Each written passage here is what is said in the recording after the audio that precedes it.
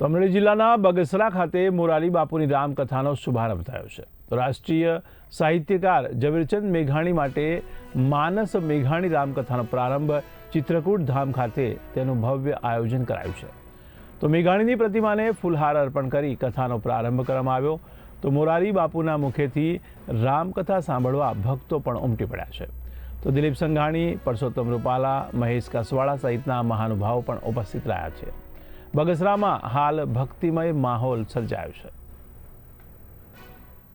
खूब प्रसन्नता व्यक्त करूँ छूँ। राष्ट्रकवि ઝવેરચંદ મેઘાણીની પૈતૃક ભૂમિ પવિત્ર ભૂમિ છે। પૂજ્ય મોરારી બાપુ એના વ્યાસપીઠ ઉપર રામચરિત માનસ દ્વારા આજે મેઘાણીને વર્ષો પછી શ્રદ્ધાંજલિ આપવા માટેનો પાવન પ્રસંગ છે, અલૌકિક પ્રસંગ છે।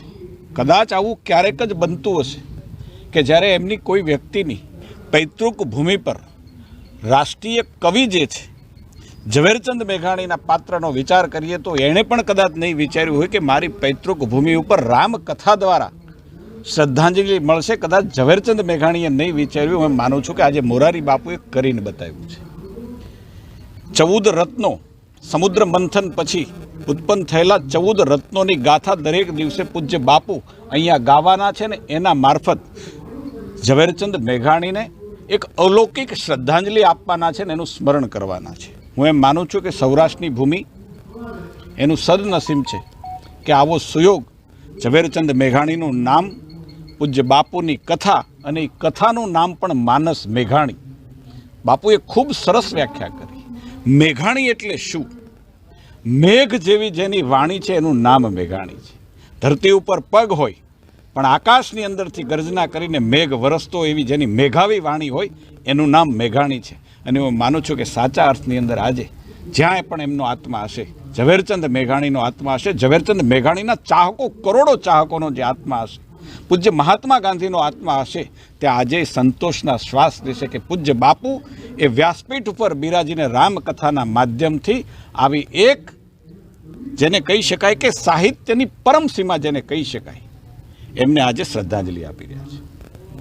મહાત્મા ગાંધીએ જેમને રાષ્ટ્રીય શાયરના ગૌરવપૂર્ણ બિરુદથી નવાજેલા તેવા સાહિત્યકાર, લોક સાહિત્યના સંશોધક, પત્રકાર અને સ્વાતંત્ર્ય સેનાની ઝવેરચંદ મેઘાણીના વડવાઓનું વતન તે અમરેલી જિલ્લાનું બગસરા। આજે ખૂબ ગૌરવ અને આનંદની લાગણી થાય છે કે વિશ્વ વંદનીય પૂજ્ય મોરારી બાપુના શ્રીમુખે તારીખ 7 થી 15 માર્ચ સુધી માનસ મેઘાણી રામકથાનું ભવ્ય અને દિવ્ય આયોજન થઈ રહ્યું છે।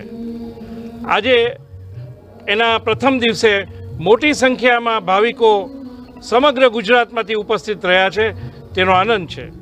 અને મેઘાણી વનના અંતર્ગત આ કથા દરમિયાન ઝવેરચંદ મેઘાણીને સ્વરાંજલિ તથા સ્મરણાંજલિ પણ અર્પણ કરવામાં આવશે।